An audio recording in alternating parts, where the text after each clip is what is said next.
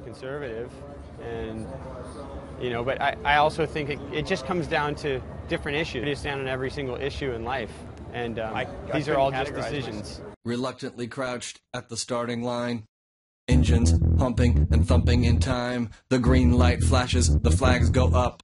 Churning and burning, they yearn for the cup. They deftly maneuver and muscle for rank. Fuel burning fast on an empty tank. Reckless and wild, they pour through the turns. Their prowess is potent and secretly stern. As they speed through the finish, the flags go down. The fans get up and they get out of town. The arena is empty, except for one man still driving and striving as fast as he can. The sun has gone down and the moon has come up. And long ago somebody left with the cup. But he's driving and striving and hugging the turns and thinking of someone for whom he still burns. He's going the distance.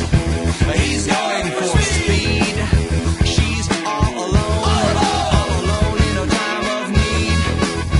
Because he's racing and pacing and plotting the course. He's fighting and biting and riding on his horse.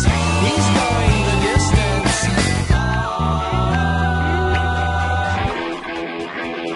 Yeah!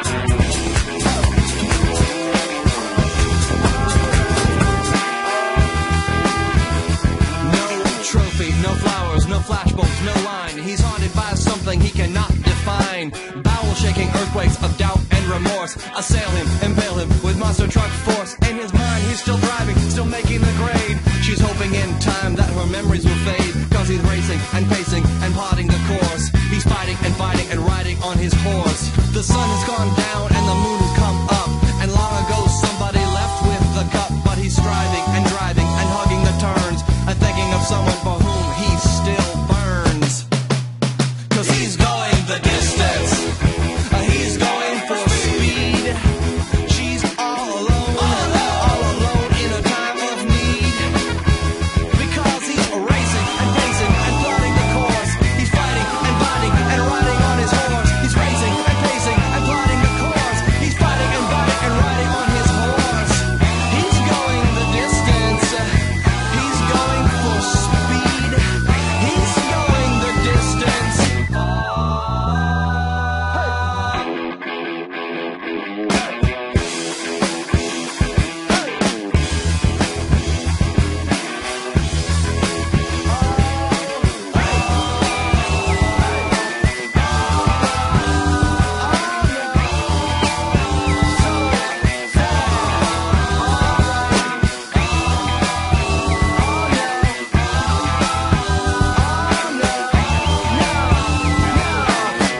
I align with a lot of things, not totally, but like I listen to progressives and libertarians on the radio, and I think, God, that makes so much sense. But and if somebody wants to, it's like with your health. I heard a guy the other day say, I have sciatica, and I thought, well, that just means you need to stretch. It's like whatever decision you make about anything, you could be classified as something. You could be categorized and put into this sort of put into a corner like, oh, he's that or he's that. The reason I like that Cynthia McKinney woman was because she voted against a lot of things that were just reactions to 9/11 before any of it was really known, before there was an investigation into 9/11, before there was any study. She had enough foresight to say, we don't know anything yet, and so we shouldn't make a knee-jerk reaction to these things. And she was willing to put her neck on the line to lose her congressional seat, which did happen in the next election, in order to stand up for her principles, which I liked. And I may not agree with all of her principles, but in that circumstance, I like that it was about, well, let's know what we're doing before we say something about it. It's weird because I grew up shooting guns and owning guns, but I'm against owning guns now. I'm not necessarily against the fact that people can own guns. I don't think that just the military should have them and people should all be quiet and all that kind of thing. But I'm, it's just a knee-jerk reaction.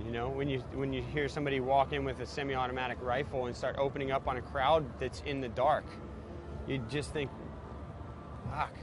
Can't we do something about this? But you can't. These are, ultimately, these are just humans who make really bad decisions for whatever reason. And then you know, you start to really break it down, and you know, culture needs to be blamed, because then you start to deal with, you get a lot of outcasts. You get somebody who's weird, and all of a sudden everyone starts treating them weird, and they become an outcast, and then they get judged, and people don't treat them nicely. Ultimately, that weird kid in school that you were in school with, he goes crazy and wants to kill everybody. And it's not necessarily your fault, but you didn't help to change that either.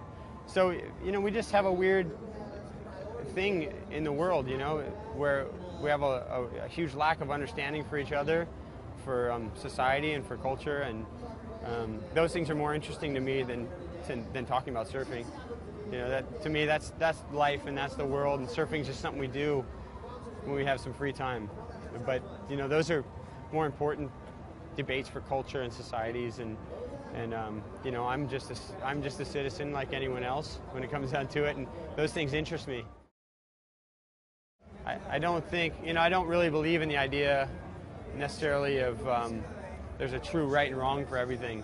I think when you dig into it and you actually open things up, yeah, there is the right and wrong decision ultimately, but you know, people are always going to make mistakes and choose the wrong decision in order to learn what is right, and that's unfortunate, but that's the way the world is. So,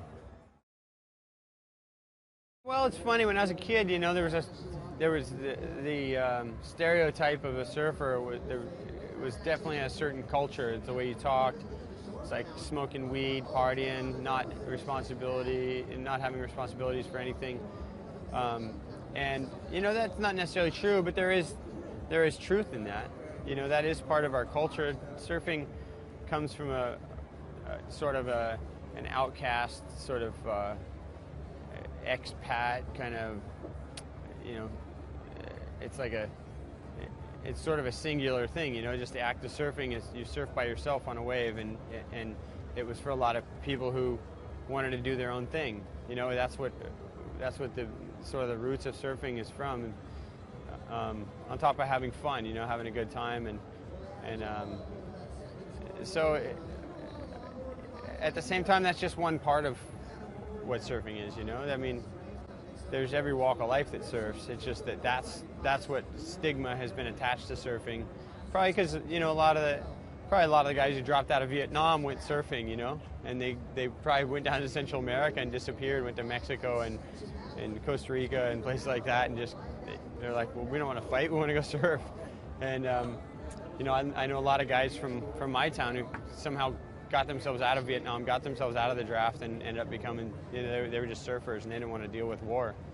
And you know, and that whole period of time was really tormenting for young guys, you know, for late teens and guys in their early 20s.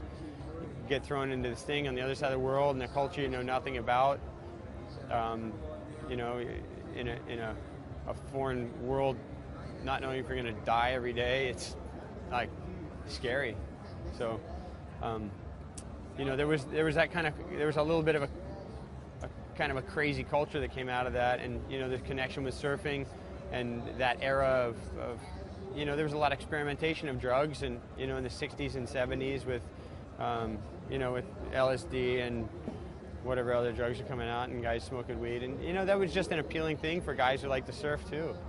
And you know, and there was probably the odd, there was the odd drug runner in the bunch too.